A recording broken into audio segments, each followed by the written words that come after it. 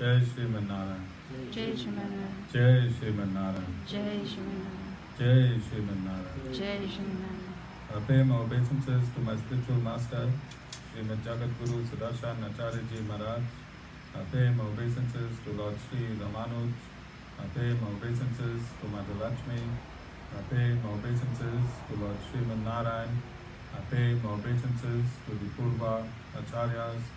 And I pay my obeisances to the 12 alvars of the Sri Ramanuj Sampradaya. I welcome all of you here locally at the Sri Narayan Dham in Durban, South Africa.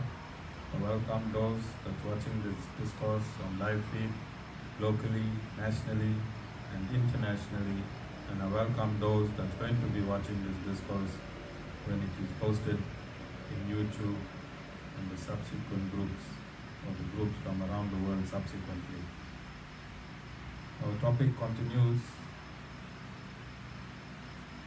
on the three gunas or the three basic modes of material nature, and I also want to answer a question by Hemiata. You remember your question, Hemiata? What's your question? It was regarding the stuff you said about psychiatrists. Okay, so I said that if the psychiatrist and psychologist, I don't know who prescribe medication, psychiatrist. Yeah. If the psychiatrist learn the basics of the three gunas, then it would not be necessary for them to prescribe drugs on the patients. That was my question. That was my solution. Today, mental health has become an industry. Today, mental wellness has become an industry. And if you look in America, every person is under some mental stress, is it not? And this trend is now across the world. Okay? PTS. PTSD. Yeah, what's PTS? Post-traumatic stress disorder. Post-traumatic stress disorder.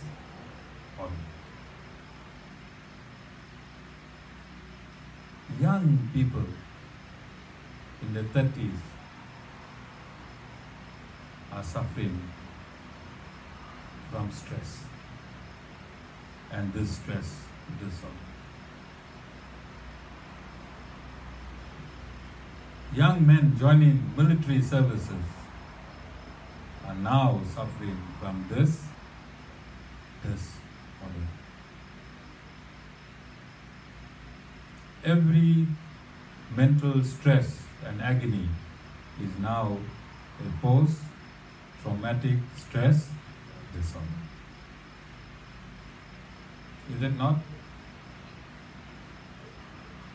That medication that's going for this disorder is a combination of chemicals.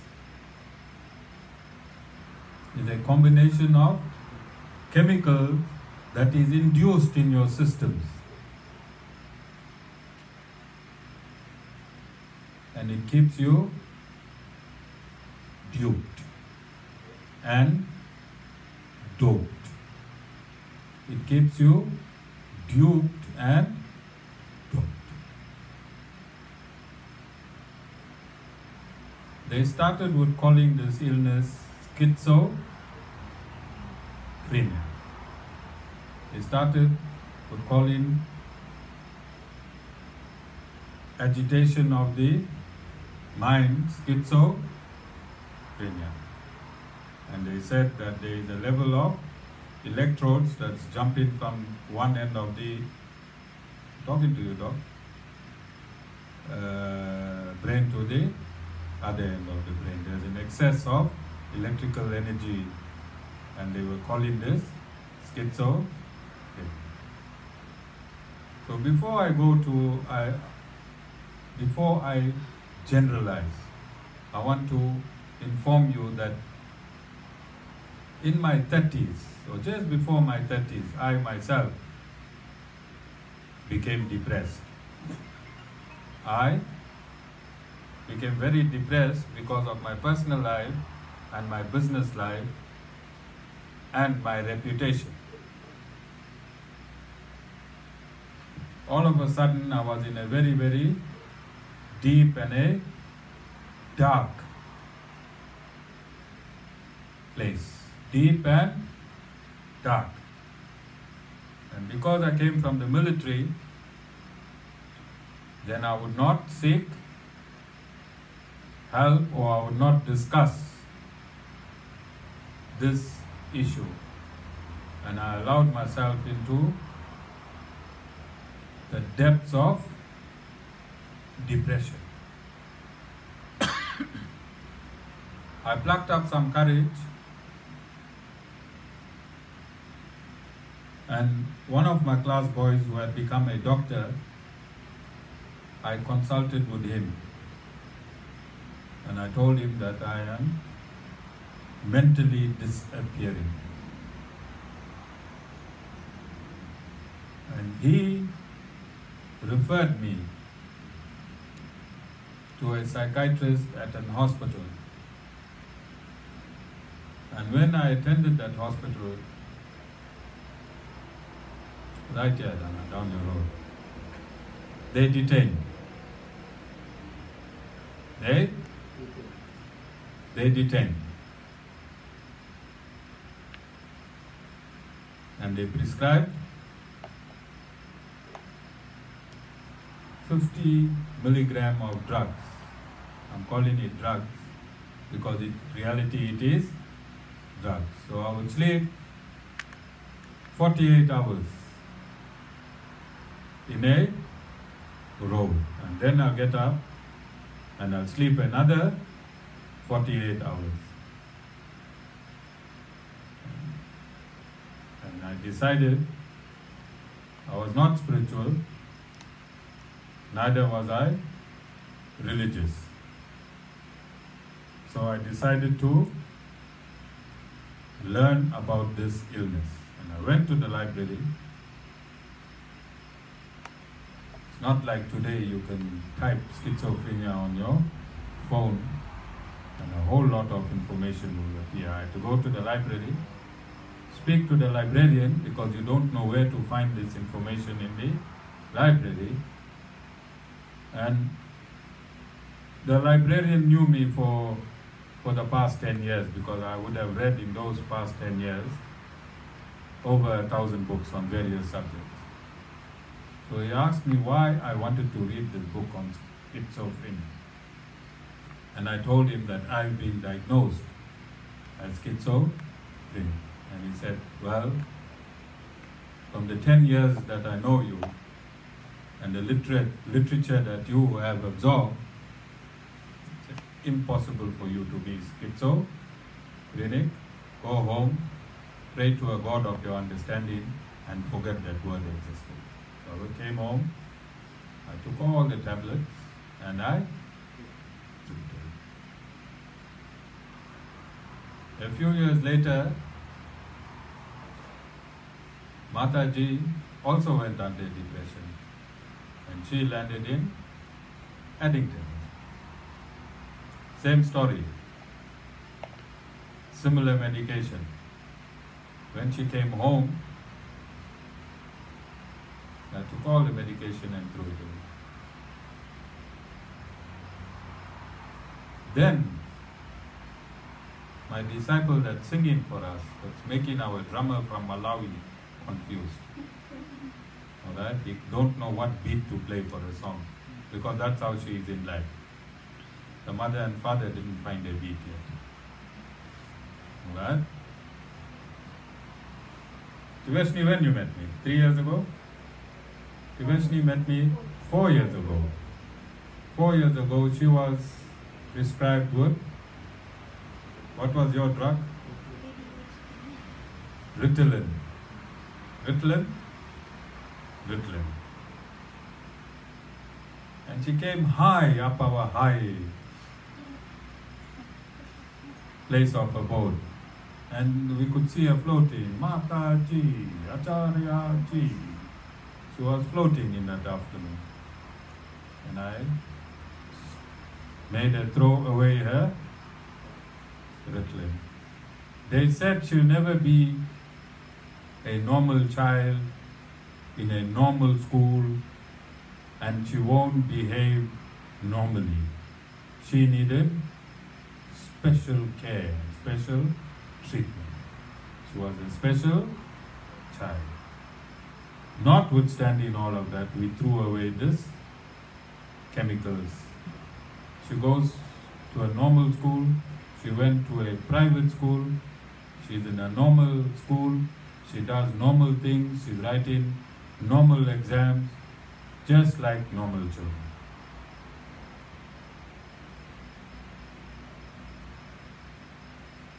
Three of us sitting in this satsang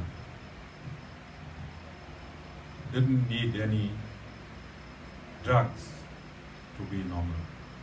Three of us sitting in this satsang, one male, I'm 57, I was 30 then, I think Mataji also in her 30s, and Tivesni was, well, how old you came to me?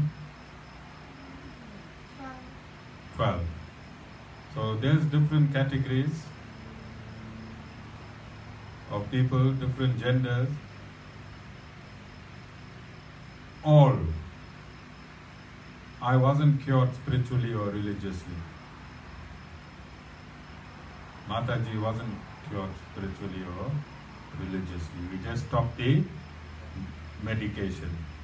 And Tivesni, well, she came through and we asked her to stop her medication.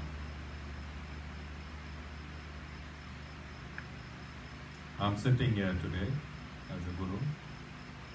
Mataji is assisting me in my work, which is quite strenuous. And Tivesni is passing every year in school, which is also quite strenuous, especially for her. Right? So we all are surviving, we all are healthy. No substitute. No substitute. If you go pull out my records from hospital, if you pull out Mataji's records, and if you pull out Tivesni's record, then it's a total contradiction to medical science in itself. Hemiata, does that answer your question? The body has a brain. Body has a brain. The brain releases specifically manufactured drugs. The brain produces specifically manufactured drugs within itself, does it not? Now, if you take a car that is designated for petrol and it has a petrol injector system with a petrol computerized box to move that vehicle with petrol, and if you put diesel in that vehicle, what will happen? It will work. It will work, but the diesel will have side effects on the vehicle, won't it? The computer box will be confused because the substance that the computer box supposed to be rotating to impel the vehicle or to fire the engine is different from the substance that was put into it. So just like that, this body is wired to the brain. The brain is a mass of, Hemiata? Neurons. Gray matter, neurons. In it, there's intelligence to run this entire body. In it, there's intelligence to run this entire body. If you have a cut, does the brain know about it? Hemiata? Yes. So what does the brain do? It sets off a reaction in the body to heal the cut. Yes, it coagulates the blood. When it coagulates the blood, what happens? It stops the blood from flowing out through the skin. Does it not? So the brain is equipped. The brain is equipped. There is sufficient chemistry that is occurring in the brain to repair you and allow you to move on. That's number one. Then I've stated that all illnesses, sicknesses and diseases is karma based.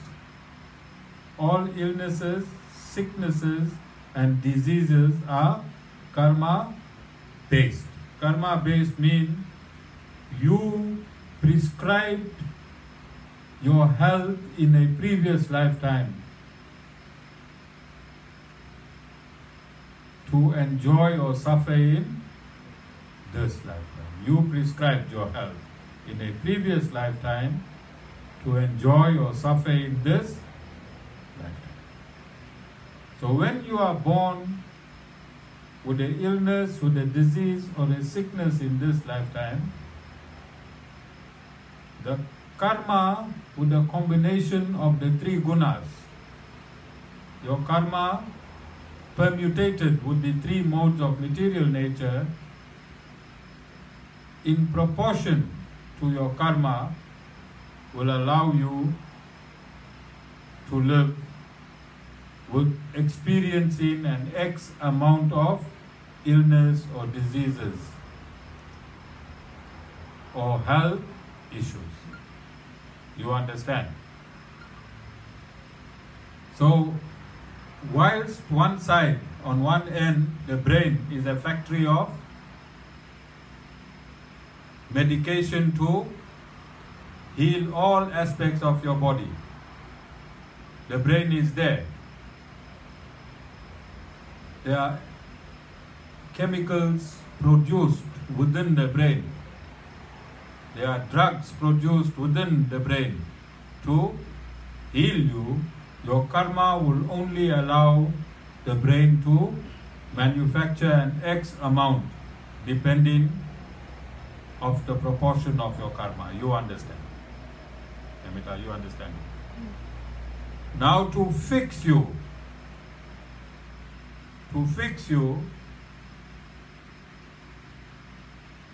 when you go to a doctor,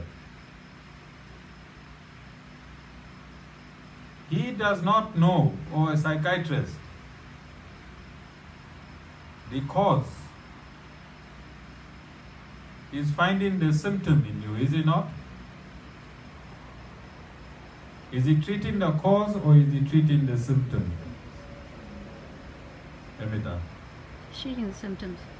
He's treating the symptom. So he's drugging the... Actually, first they see a psychologist and then they see a psychiatrist. So what does a psychologist see?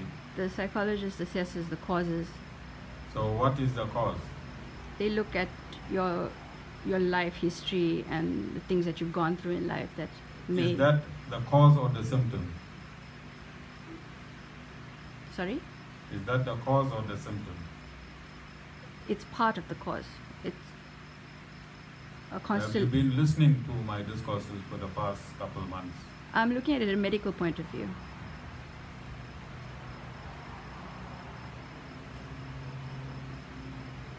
Have you been listening to my discourses for the past few months? Yes, Acharyaji. I'm telling you, medical science does not know the cause. And this is why I'm saying psychiatrists must learn the cause. If they learn the cause of the illness, then they'll be effective in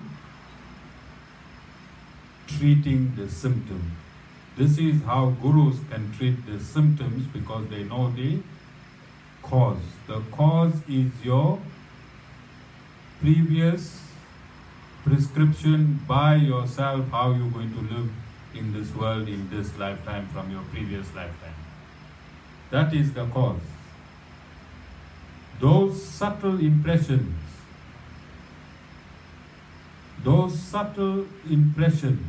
they call vasanas. They become activated in this lifetime. So they sit on the mind and they impel the brain what to release and what not to release. Science have not found this out yet. So all science is doing is drugging you. And when they find that a certain drug can keep you in existence, then they think that drug has worked. You know what's the meaning of FLUKE?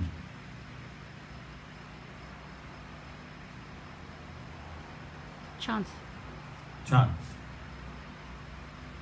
Because no psychologist or psychiatrist can give you a definite answer on your mental health. They can't tell you take this drug for 2 weeks, take that drug for 1 week, and take that other drug for 2 days, and after that you'll be a fit person. Can any psychologist or psychiatrist can give you a definite answer on your mental health?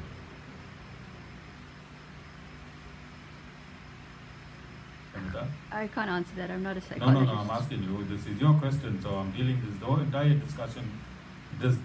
I can't answer that because I'm not a psychologist or a psychiatrist. I understand, but you come from medical science, so you would have more information than myself, and you've been under treatment yourself, and they've given you many types. So they're still experimenting, and if the experiment works, then they call it a success. If it doesn't work, then they keep prescribing drugs to you, removing, extracting, adding, and they try different types of drugs. Is there a drug on the shelf with a specific mental health problem where you can go and take that drug and remove that problem? There are specific categories of drugs. Yes, I'm saying, can you go now, can a psychiatrist prescribe a specific drug for you from a specific category? Yes. To remove your illness? There's antidepressants, there's antipsychotics. Answer my question. Yes, they can. Then why aren't you well? Previously I was on medication and I was well. Yeah. Alright, so you should have been well if you answered my question. Alright? I am saying, listen to my question. If you go to a psychologist and a psychologist runs an entire history with all your behavioral aspects, then that information, that data is given to your psychiatrist. Then the duty of your psychiatrist is to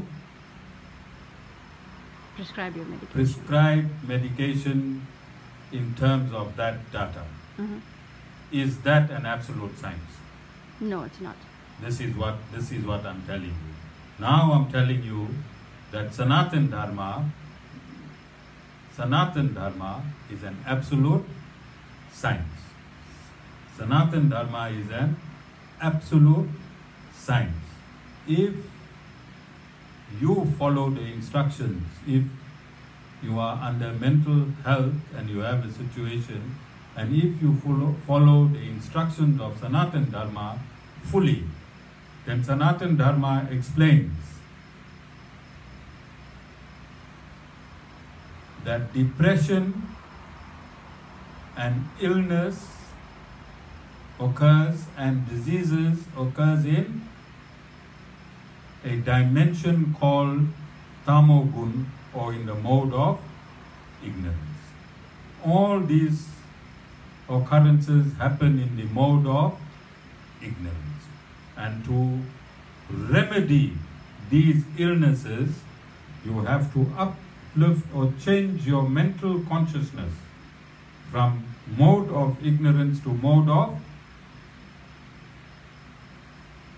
goodness. In the mode of goodness is the beginning of health. The mode of goodness is the beginning of health and knowledge. Knowledge, removing ignorance, will impel you to a healthy life. Now this happens if in your previous life your karma permutated you to suffer illnesses, diseases and disorders in this life. There are others who's behaving exactly like you, who's living exactly like you, who's eating like you, who's doing everything like you, but they are absolutely healthy. The reason they are healthy is because they computed that in their previous lives, their subtle impressions is dictating to the brain that this body should be healthy all the time, and there's absolutely nothing that must be deficient in this body. So let's take an alcoholic for example.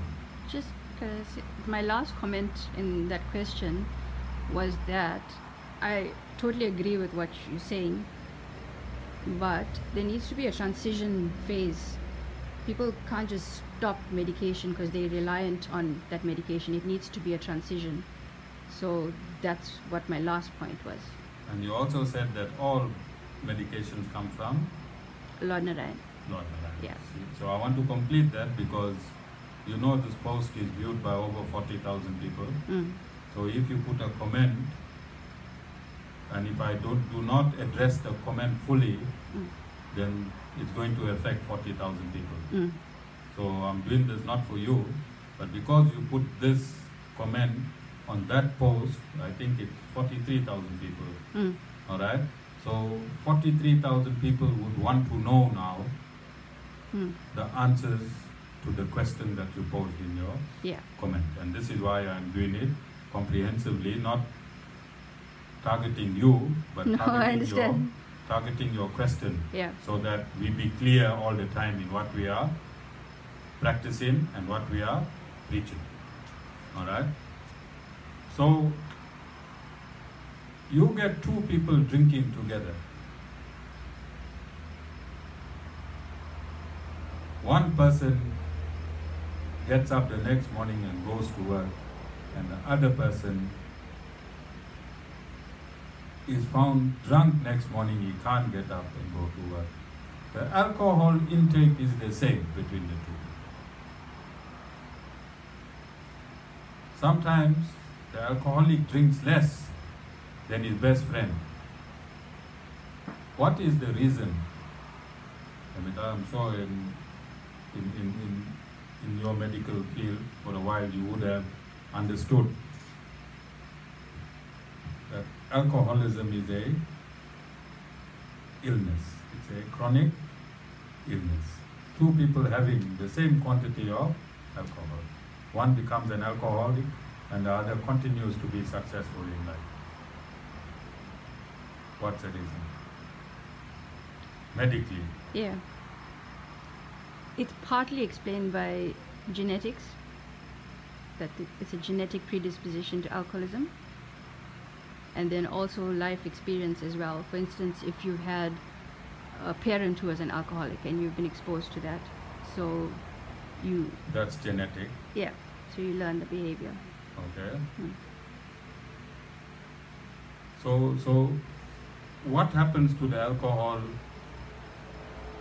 in the body of an alcoholic, and what happens to the alcohol in the body of a non-alcoholic? This is what I want to know medically. It's the same thing. The way the alcohol is processed is the same. So what happens? Why the effect is different? It's like when you're a drug addict, it's it's an addiction to that substance. Okay.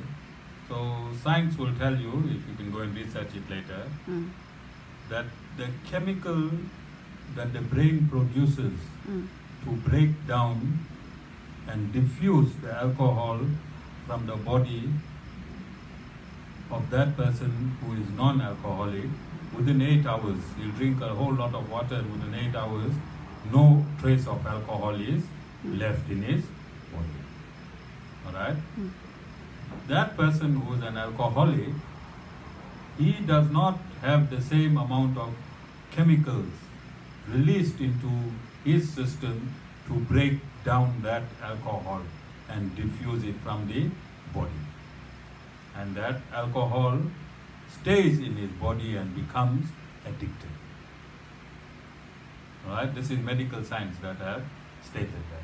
So I am again stating that there is a computer now, subtle impressions called vasanas,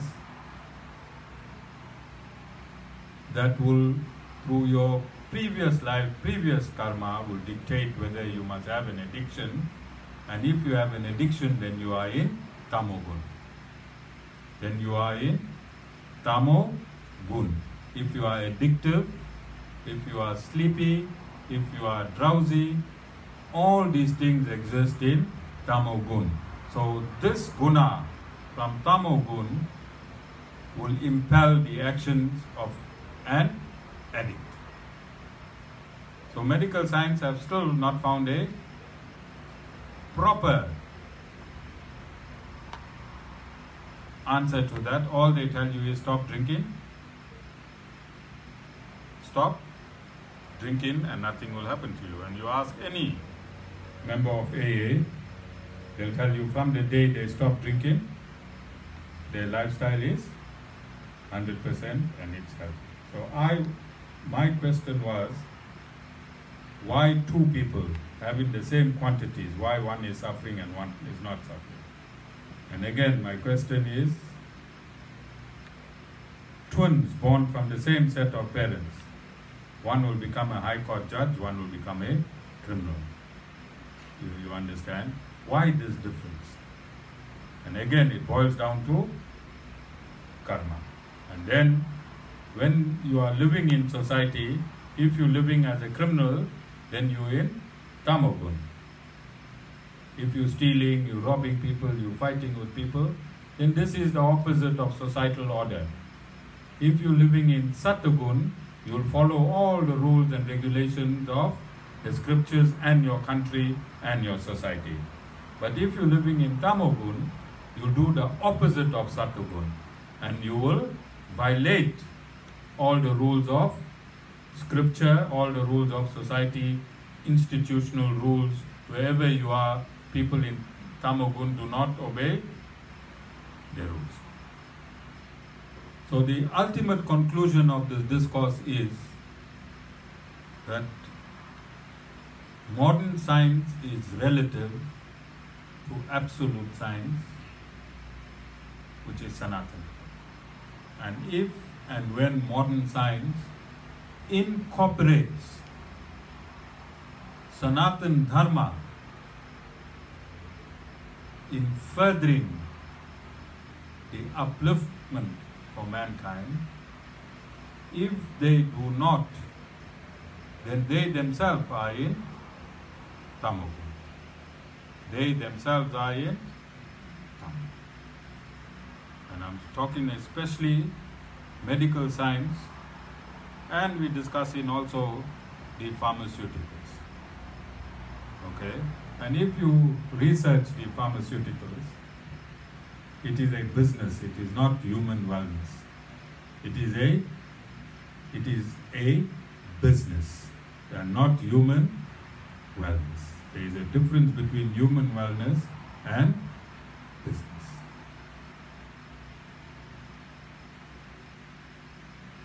So what's the way forward?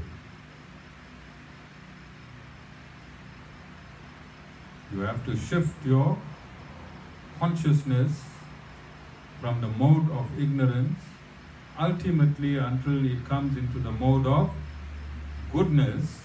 And when it is in the mode of goodness, then all health issues will disappear. And it's a perfect science. I've been an example, Mataji has been an example, and Tivashni is an example I'm explaining this through scripture, but when we left our drugs, we did not have scripture. We had one small photograph of Guruji.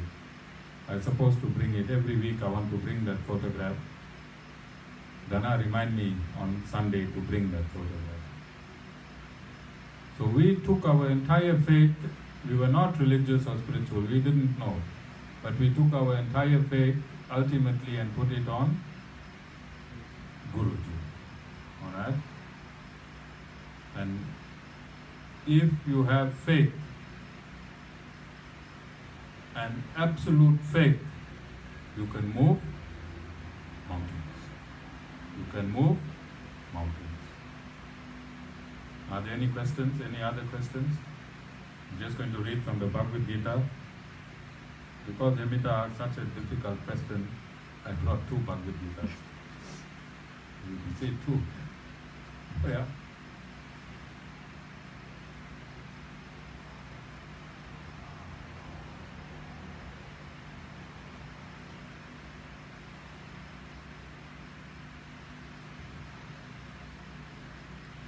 Okay, chapter 7.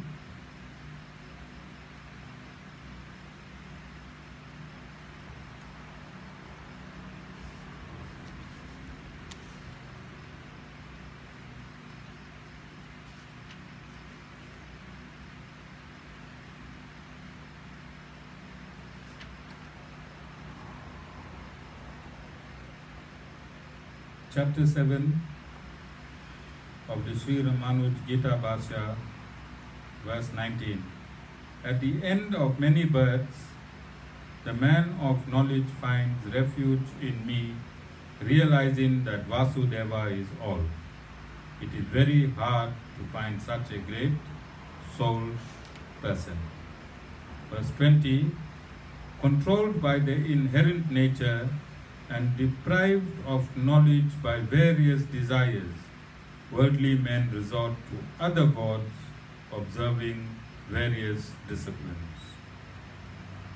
Number 21. Whichever devotee seeks to worship with faith, whatever form, I make that very faith steadfast. Verse 22. Endowed with that faith, he worships that form and thence gets the object of his desire granted in reality by me alone.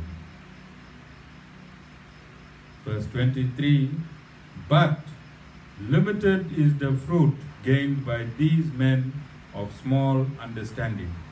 The worshippers of the gods will go to the gods, but my devotees will come to me. 24. Not knowing my higher nature, immutable and unsurpassed, the ignorant think of me as an unmanifest entity who has now become manifest. All of you understand? So faith is very, very important. There are many gods and many religions. There are many gods and many religions, but it is only in Sanatana Dharma itself. Other religions have had revelations. Other religions have had revelations by their prophets, and their revelations were written many hundred years after the prophets have departed. There is no author, there is no known author to their revelations. Is it not? Is it not? Yes, there are no authors to these other religions. But in Sanatana Dharma, the author of the scriptures is the Supreme Personality of Godhead Himself. When I say author, I mean compiler. When the Vedas are compiled, it is compiled by the Supreme Personality of God Himself, And he has come down to earth in various times, and he himself has delivered this Bhagavad Gita. This Bhagavad Gita is not a revelation to a prophet. This Bhagavad Gita has been given to us by Lord Narayan himself, and it is recorded by an incarnation of him whilst he was on earth. So Lord Narayan took two forms. He took the form of Lord Sri Krishna and he delivered the Bhagavad Gita. Then he took the form of Dvaipanya Veda Vyas and he compiled it in the same lifetime. In the Dvaipanya Veda Vyas and Lord Sri Krishna was alive together at the same time, Vasudeva. So one form of Lord Narayan spoke the Bhagavad Gita, the other form of Lord Narayan compiled the Bhagavad Gita. Is it not absolute? Can you find a gap? God spoke it and simultaneously God recorded it. You understand? So this Bhagavad Gita has to be absolute because it is spoken by the absolute personality himself. And he is saying that whichever religion, whichever gods you pray to, he makes your faith steadfast in that God.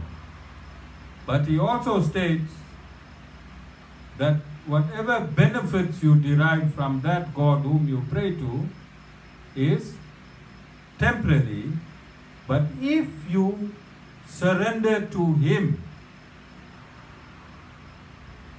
then your benefit is eternal. Now, God, only in Sanatana Dharma has God spoken, and he has spoken right down here on earth. He has not revealed. This is not a revelation. This is, he has spoken. He has stated, whichever religion, whichever God you worship, it's fine. Because all the gods reside in me.